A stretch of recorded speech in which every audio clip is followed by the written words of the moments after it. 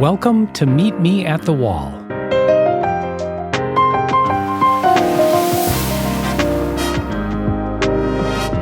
A podcast exploring author Anne Goodwin's time-traveling journey after discovering hundreds of letters written to her grandmother over a century ago.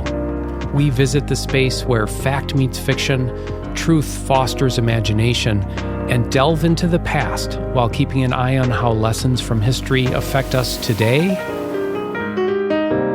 and even tomorrow.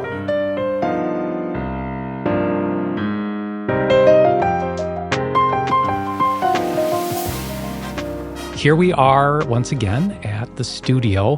A little bit different today. I'm sitting here looking at Betsy and Anne, and they're sharing a microphone. Why are you sharing a microphone? Because, Doug, we have a special guest today. We do, and we only have 3 mics. So who's our guest? Our guest is Rick McGrath, who is a fellow Beloiter. And Rick and I go way back in our time in Beloit.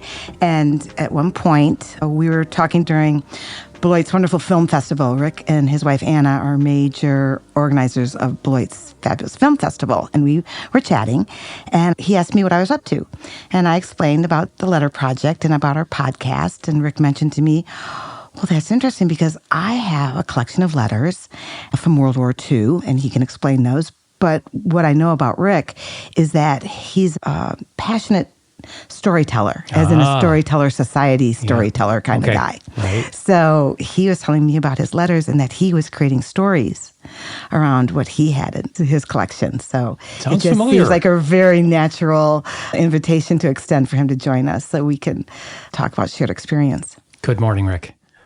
Good morning. Happy to be here. This is exciting, and this is a wonderful opportunity to get me off the dime because I've been sitting on this story for years. Oh. And so this has kind of brought it back up to active conversation between my sisters and I about this story that we have in common that entails a series of letters that while I don't have in my possession right now, today, I have read the letters.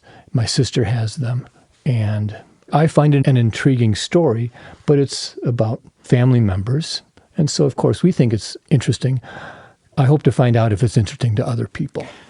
I'm just sitting here, I have tingles because this is so similar to your story, Anne. It's like you had written all these vignettes, you called them at the time. Now we call them sketches. And I don't know what to do with them. And you've come up with this story. So your kind of origin story, how you came upon these letters is interesting because I kind of have an origin story. I didn't grow up with these letters. They kind of came into my life. And it's like, oh my gosh, here's this story. Here's this thing. What do I do with it? And so you are a writer, and having listened to your entire first season of stories, I know now that you come from a family of writers, and I'm a McGrath. I'm Irish. The stereotype is storytellers. And while I don't see myself as a storyteller, I aspire to be. I have an appreciation for others who are storytellers. So years ago, introduced to Bill Cosby, who kind of devolved to what we know about him. But back in the day, he wasn't really a comic. He was a storyteller, and he was an amazing story. And I had a deep appreciation for that as a child. Later on in life, I was introduced to Garrison Keillor and the Prairie Home Companion. Of course. I love storytelling. So I have this family story that entails letters. And rather than being compelled to write it down and express it that way, I feel compelled to kind of craft this into a way that I could tell a story. And so there are storytelling clubs, there are storytelling organizations, and I've been to any number of storytelling festivals. Mm-hmm. And it's kind of like an open mic sort of situation. Some people are working on their craft, and it's a little bumpy, but they're working on it. Other people, this is their creative expression, and they have honed the skill, and they are done telling the story, and it's like, oh my gosh, that was an experience. Mm-hmm. And so that's what I hope to do with my story. And so this experience is kind of bringing this back up and has given me something to resume that project. I think it's wonderful. We have a parallel also in the sense that when we started this, my feeling was, well, this is my family. Who's going to be interested in these people? Right, I remember. Their life was their own, and I'm interested in it, but who else would be interested in it? But then learning through the process is that there are so many similarities that we share with family and history, and it is valuable beyond just the fact that there are blood relations. Yes. We can share information that is universal. And maybe Betsy can comment on the fact that it's not your family, but you're certainly involved. Oh, absolutely. Yeah. I'm intrigued by the stories and the history and everything that goes along with that. I'm really glad you're here today, Rick. I've known you and your wife, Anna, for many years now, and I've known many of both of your talents, but I had no idea that you were a storyteller. Well, I don't know that I'm a storyteller. I told my story once shortly after this came into my life. And so I worked with a storyteller down in Chicagoland who helped me craft this story into the requisite 4-minute length so I could participate in an open mic storytelling night at a place called Uncommon Ground in Wrigleyville down in Chicago. I love that. And by the way, I'm looking forward to hearing this. Yeah. And Rick, I always call myself an accidental author. I don't really consider myself a writer. Yeah. So we all just aspire about what we're passionate about. And so we crown you storyteller here today. Absolutely. Because you're the one who's going to tell the story. So I listened to the entire first season and thank you, by the way. Found it fascinating. We had a long trip, and it gave me an opportunity to just kind of focus and listen to the story. And so as I'm listening to your story, I'm kind of reflecting on my story. And what was interesting was those areas of commonality and those areas where it's very different. So for example, the first thing that comes to mind is that your story, as I recall, starts in roughly 1917, pre-world pandemic era, up through some point in the 50s. And so it's a generation. It's a long span. My story actually entails 2 sets of letters. One set of actual physical letters that still exist and I can touch and feel and read. Another set of letters that are gone to history, gone to time. But I know exist because they're the linchpin on where the story turns. And so my letters, they only span 14 months. Briefly, it's the story of my Uncle Emil, my mother's only sibling, older brother, who enlisted in the Army Air Corps when World War II was heating up, went to flight school, became a fighter pilot, was shot down over New Guinea. And so the letters that I have, it's one shoebox. They span roughly 14 months from the time that he left home. And these are letters from my Uncle Emil to his mother through his successive flight training and winnowing of servicemen and up through his graduation and another event and being shipped overseas to the last letter that he sent home to Mom. And then I have 3 or 4 letters, I forget, of my grandmother's letters to him that were returned back to her because he was now missing in action, presumed dead. So I have a very small window compared to your very long window. And then I have these other unknown specific letters that I know were pivotal to that story. Well, that's quite a teaser. I don't know if I can wait to hear the story. Are you ready to tell us a story? Well, I haven't really crafted this. That's okay. So this is unpolished, but it's We call that a sketch. a sketch. We call that a sketch. We're all unpolished here. So one of the things of commonality, as I recall from your story, is I forget how your story intersects with aviation. My mother's brother, Dick, my uncle, was a young aviator. And he did receive his civil air, I'm not sure what that board was called. He was trying to get into the Army as a pilot. Yes. He was rejected because of some sort of allergy or something that didn't allow him to be in the Army. But that was his goal. And he was a pilot. Ah, okay. How old was your uncle? So he was 22 when he enlisted. and had just turned 24 when he went missing in New Guinea. And I remember you referencing some disturbing letters in your story. The set of letters that I don't have were disturbing letters, and it changed lives.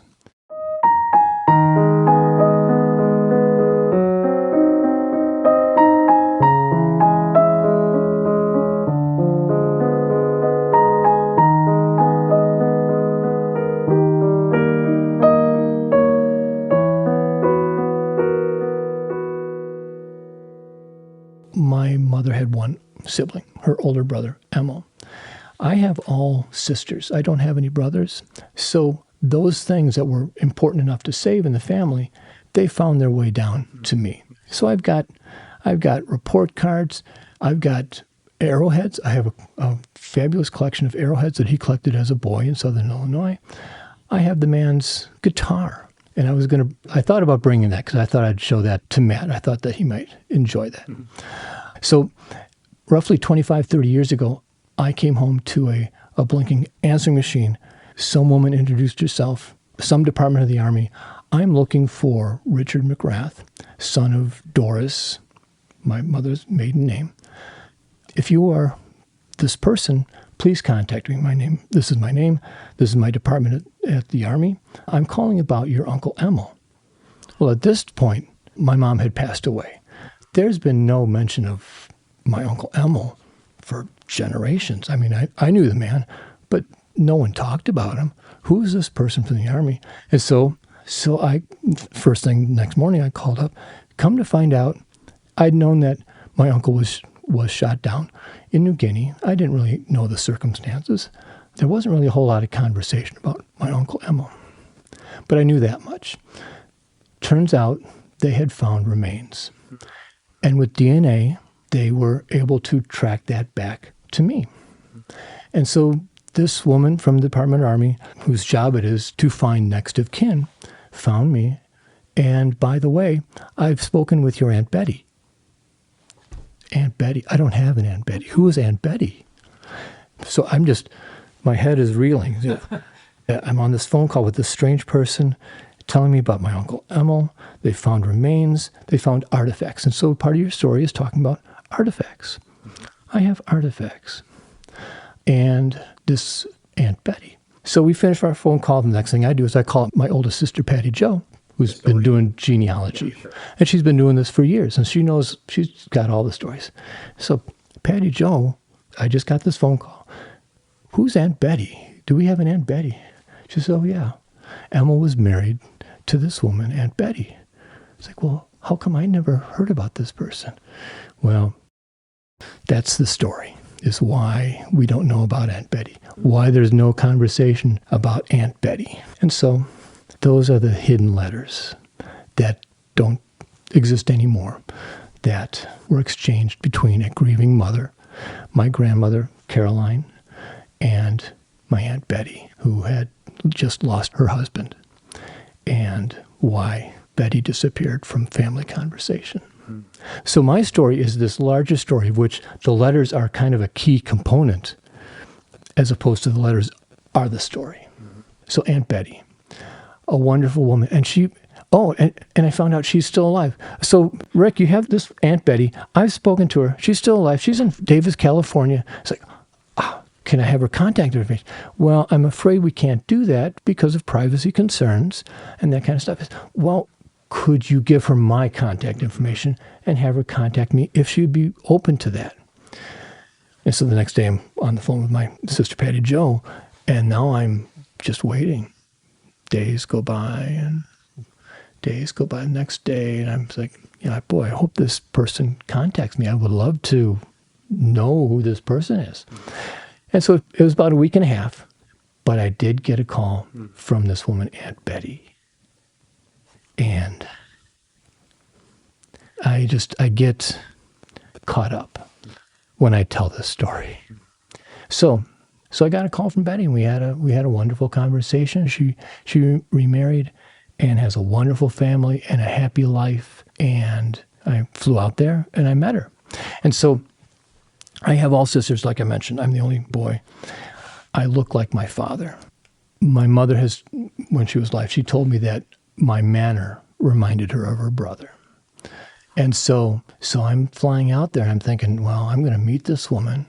And I haven't even told you the whole story about Betty, but I'm going to meet this woman, and I'm going to meet her in the airport, and I look like Joe McGrath, but I wonder, is this going to be spooky for this woman to experience, if my mother's assessment is correct, someone that might remind her of my Uncle Emil.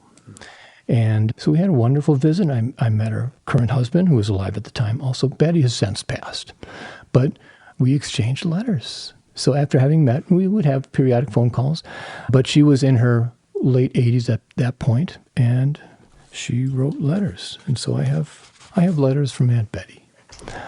And so we had a nice relationship. She was interested in me and my family. And I met her and her family. And we had a relationship during the time that she was still with us. So why was Betty removed from conversation? So evidently they had decided to marry before Emil shipped off for flight school. And so I have these letters, and so I'm reading the letters, and he's writing to Mom, and there are regular, but increasingly frequent references to this woman, Betty. So your story, you're kind of connecting dots and trying to fill in missing pieces. So I surmise that I know that they had agreed to get married before he shipped out. It would seem that maybe they didn't let their parents know. And so I'm reading these letters, and there are infrequent, but increasingly more frequent references to this woman, Betty Lee. And I finally get to the letter. It's like he tells Mom he wants to marry this woman. When he graduates, after 7 months of flight training, he's going to have graduation, and they're going to get married later that day or that week. And so I have that letter. So they get married. 7 months later, he's in New Guinea. He gets shot down and is missing at that point, presumed dead, but they have no way to recover the body. They don't know for certain until after the war, and they've recovered remains and that kind of stuff. So this young woman, they've been married all of 7 months. I'm not sure how long they knew each other before that. And my grandmother was fond of Betty. Betty loved my grandmother. They were close. But my Uncle Emil and his best buddy, they both enlisted about the same time. They married sisters. Mm-hmm. Uncle Emil married Betty. My Uncle Emil's best friend married Betty's sister. And actually, they were the ones that introduced my Uncle Emil and Aunt Betty. And he was in the submarine corps. He was killed within a week of my Uncle Emil being shot down. So Betty's father now has 2 daughters, one whose husband is confirmed dead, another who's shot down, likely dead, but not confirmed. And the letters between my grandmother, Caroline, and Aunt Betty, I'm not sure the tone of voice in those. I suspect that they were loving. I'm going to assume that they were loving. But Betty's father was concerned about the emotional toll on his daughters with these letters and was intercepting them. So in his mind, he was protecting his daughters from hurtful letters. And so at some point, my grandmother's letters were being not replied to. And my grandmother made the assumption that, well, Betty has moved on. Betty, who is no longer receiving letters, is thinking that, oh, I've been cut off from the family. They didn't know that we were getting married. We got married anyways. So I'm trying to fill in the narrative for dots that I know about, but I don't know what happened in between those 2 dots. Well, they could have called. Well, there's a local connection. Betty and her family lived up in Deerfield, Wisconsin. Small farming community. They could have called. But at that time, you didn't call direct. You called a switchboard, and it was a public conversation with whoever might be listening in. And a small town with a farmer who knows everybody, those phone calls either didn't go through or were disallowed. So the letters were the only connection. When that was severed, both both sides thought the other had denied them. So my grandmother was understandably, I guess, hurt and upset. And from that point on, there was no mention of this woman, Betty. And Betty, as a young woman, with her future ahead of her, and I'm not sure how long she waited. I don't know what that time period is. But at some point, she decided to carry on with her young life, and she remarried and continued with her life.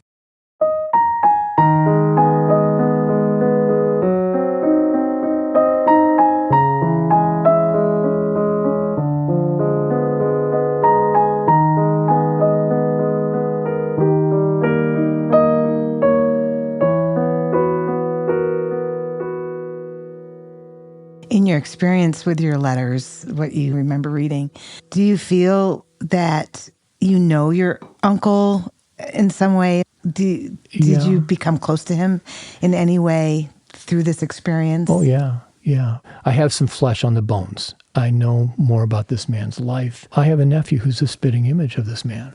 I have a picture of my Uncle Emil in his flight suit in front of a plane, and he's looking up in the distance, and it looks like my nephew.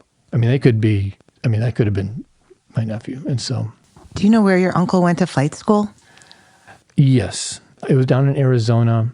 Ironically, my sister, she and her husband have retired down to Goodyear, just outside of Phoenix, down in Arizona. And the airfield is 15 minutes away. Mm-hmm.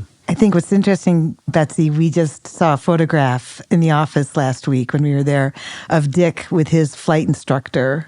And I think that it could be very well that your uncle and my uncle were attending flight school at almost the exact same time in this process. Just one was in Pennsylvania, one was in Arizona, having that same experience. So you have artifacts. Everybody has pictures, and I have some pictures. For your listeners at home, you'll just have to maybe describe We will get this into the show notes.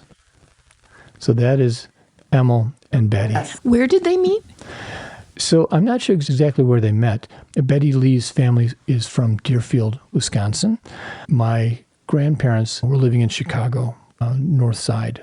But they met through Emil's best buddy and Betty's sister. You know, there's also another parallel here where for my grandparents, losing Dick was, extremely devastating.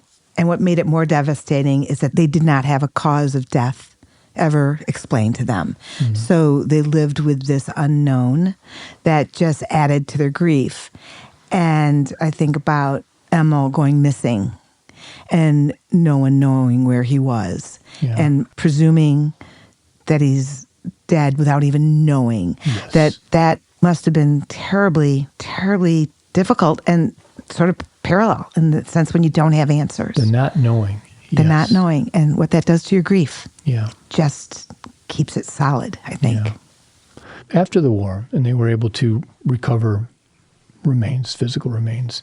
At that time, they didn't have DNA, of course, and so they brought back the group remains and buried them as a group. And where my story kind of starts is a brother of one of the airmen went back 30 years ago and found additional remains. And at that time, the DNA was available, and that's how they found me. They found bone fragments, frankly, and they found this. Oh, my goodness, a dog tag? No. Oh, no, it's not. This is from a bracelet that Betty gave to Emma. Oh, wow. I love you always, Betty. It's engraved. Wow. Oh, my gosh. Oh, I'm crying. So now I have a relationship with this Aunt Betty. And one day I receive in the mail a package from Aunt Betty. She has mailed me her wedding rings. Oh, and there they are. That's what Anna's wearing. Oh. Oh. My wife. So. Wow. I'll have to look. Yeah. So. Well, thank you for sharing those. That is incredible. There's one more piece. So Emil went through flight training, is a fighter, graduated as a fighter pilot. But in New Guinea, things are moving fast, I guess. People are, balancing personnel with airplanes or equipment, whatever. He volunteered to be a navigator on a B-17 bomber. Mm-hmm. I'm guessing, I'm projecting. I imagine because he's new to the theater, he's going to volunteer as navigator, get a sense for where things are at and how things work. And so he didn't need to be on that flight, but he had volunteered to be on that flight, as were all the airmen. It was a completely volunteer thing. But he was serving as navigator for this flight on a B-17 bomber. So there are people who are military historians who know all about all the different equipment, airplanes. So I know a little bit. I know that the B-17 bomber evolved over time. The first one, so the B-17 bomber is, to my layman's understanding, famous for having that ball turret on the bottom of the airplane, which was hugely dangerous. You had to get in before you left. You couldn't get out until you landed. So that's the bomber that he was on. And so early on in the evolution of that bomber, it didn't start out with a ball turret. It didn't start out with the nose gunner, and it evolved over time. And so fighting with the Japanese, they realized that, well, this bomber is vulnerable from the bottom. So the Japanese were meticulous in their record keeping. The Japanese were experimenting with, how do we deal with this bomber? My uncle's plane was written up by the Japanese military because this was the maiden voyage of a new method of how do they address these bombers. They fixed a machine gun canted upwards, so as opposed to having to face the bomber, they could fly underneath it with a gun facing up, already facing up, that they could shoot down the bombers. And so on, in the book The Siege of Rabaul, it documents that on May 21st in 1943 was the first flight of this Japanese fighter with the fixed machine guns, and they shot down 2 B-17 bombers. The second of those 2 on that night was my uncle's bomber. And so they developed the turret to combat, to be able to more accurately shoot down. Because the Japanese had figured out a way to shoot down bombers. And they wanted to defend. So the Americans responded by, well, we need to do something, and the ball turret is what they ended up with. Wow. So my uncle's story is part of that evolution of a significant bomber in World War II. So it's kind of interesting. At one volunteer moment. Yeah. That was it. Yeah. And so he was in active service for all of 7 months, and he was gone. At 24. At 24. That's what I have to just keep reminding myself, that's how young everybody was. In fighting. Yes. Yeah. Tragic. So another point of commonality. So your story intersects with George Pullman, or the city of Pullman. So both of you know that I have a keen interest in old houses, in old neighborhoods. I have a keen interest in George Pullman. And before I ever found out about this part of the story, I'd been down to Pullman any number of times just because I'm interested in the history. Turns out my grandfather, my Uncle Emil's father, Floyd, was a gardener. And so you talk about common interests that passed down through the family of writing. My grandfather was a gardener for George Pullman at his residence on Prairie Avenue in Chicago. I'm sure he wasn't the only gardener. I'm sure he was one of many. One of the things that he was proudest of was his roses. And you both know that I got a ton of roses. And I didn't know that was a thing that was in the family. You come by it honestly. I guess I do. You have a really beautiful garden at your home. Thank you. So, anyways, I have a George Pullman connection. We look forward to going to Pullman. Have you been to the museum? I didn't know there's a Pullman museum. So the Florence Hotel, I don't know if they've turned that into a museum, but that's the main hotel in the town of Pullman. Is there a museum? There is, but it hasn't been open in the last few years. I'm not exactly sure what's going on there, but we really wanted to go. Yeah. This hotel, tell us about that. So George Pullman and the town of Pullman factor big in the history of labor relations, as you may know. And when I lived in Evanston, I used to go on architectural tours because I'm into architecture. And so one of my favorite tours, besides Pullman, is Graceland Cemetery on the near north side of Chicago, where George Pullman is buried. And so at the time of his death, the whole Pullman riots and that whole drama was still active. And there were still people who were very upset about the whole Pullman riots and how he managed his community. So that when he was buried, it was especially deep and covered in concrete with railroad rails because they were afraid that people might dig him up and desecrate the body. And so Pullman is a fascinating story, and the town is a fascinating place to go, and you'll find it fascinating anyways. So that's where... Wow. So many tangents. And a lot of overlaps that are really interesting. Yeah, I think the whole concept of people stopping letters from getting to their intended recipients is tragic. That just is so sad. Yeah. Well, and it's a common movie thing. Like you see it in movies sometimes, and it's like it makes me angry when I see that going on. So I can't imagine how you feel in hindsight now, just missing an entire relationship with someone through much of your life potentially. Yeah. Yeah. So I was in my 30s, and so I had a whole lifetime that my life would have been richer had I had a relationship with this woman. With Betty, yeah. Yeah. Because it would have connected you to your uncle. Yes. Who disappeared in all ways. Yep. Yeah. Very poignant. Thank you, Rick, so much for bringing your stories to life here with us. And I will look forward to learning more about your journey as you discover more tangents to go down, because they just keep coming. Yeah. Even though you've read every letter, all of a sudden you see something new. Well, that happens to be our experience. Yep. And as one more aside, when I told Patty Jo, my sister, about my conversation, and she said, yeah, there's this woman, Betty. And she told me, and by the way, Rick, I've got a box of letters. I didn't know the letters existed until Patty Jo told me. And they survived a house fire that Patty Jo had. They could have been gone.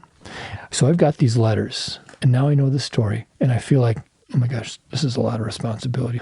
And so I don't remember the time that I got them back to my sister, but I know that I got them back because I was very aware of the import of this thing that my sister had let me have for the time to read them, knowing that I needed to get them back to her. And so a couple of years ago, I get a call from Patty Jo. Rick, do you still have the letters? Uh-oh. I said, no, I don't have those letters. I said, I don't remember the circumstance that I got them back to you, but I know that I was very careful about those letters, and I would have gotten them back to you. Oh, I don't know. I don't know where the letters are. So I searched the house. I searched the attic, the places where I keep old family things. No, I don't have those letters. My gosh, we haven't lost letters, have we? So now that this opportunity has presented itself, and it's in the conversation between myself and my sisters, of course, the letters come up again. And so last week, Anna and I were down in Arizona visiting Patty Jo. And she had been living for a time up in Seattle with her daughter and son-in-law. And we were at her daughter and son-in-law's place. They have a place down in Goodyear as well. And so we were visiting with them, and my sister's son-in-law, Jordan, came in from the other room and heard us talking about Emil. And he says, there's a box of Emil, it says Emil's letters up in the attic. He had just walked into the room. Had he come in 10 minutes later, he would have missed that part of the conversation. Right. That's the letters doing the work. So the letters have been rediscovered just in the last week because of this conversation that we're having today, because it's now top of mind and we're talking about it as a family. That's the letters doing the work, which is what happens in our situation. So they just magically pull strings somehow and make things happen. So we have refound the letters. Wonderful. That's great. All How fun to discover them twice. And now we're going to want to hear like chapter 2 of another story when you actually get your hands on them and get to see them, and we'll see what we know more of. Well, I think I'm about talked out, but maybe there's more. Thank you, though, Rick. This has been an absolute pleasure. And I love just hearing about these different experiences with archival letters. even calling them up again was probably easier than finding that lost email from a few years ago kind of thing. You know what I mean? It took a little time, but you found them in the attic again. And yeah, this is great. Because they're still there, because it's ink on paper. Because it's ink on paper. It's all about the ink on paper. They haven't actually been deleted or anything.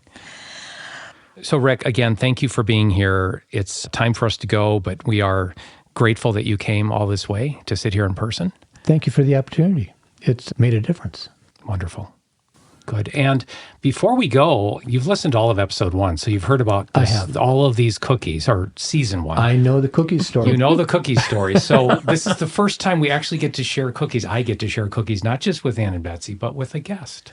As it happens, I enjoy cookies. Well, thank goodness, because otherwise, why would you have come all this way? So today, this is a new recipe. We're piloting a new recipe. This is actually from my cousin Lori, who we will be visiting with in the next episode when we talk about your Uncle Dick. Mm-hmm. And Lori has some parallel stories that she's going to share too. And so this is chocolate oatmeal coconut. And I'm going to open them up right now, and then we're going to share these out, starting with Rick, if you'd like to. It's the coconut It's the coconut that's different. So this is like an old family-ish recipe from my cousin Lori, and I tried it for the first time after visiting her and eating them. So anyway. A cookie toast. A cookie toast. Here we go. Cheers. To storytelling. Cheers. Cheers. To storytelling. All right. And to letters. To letters.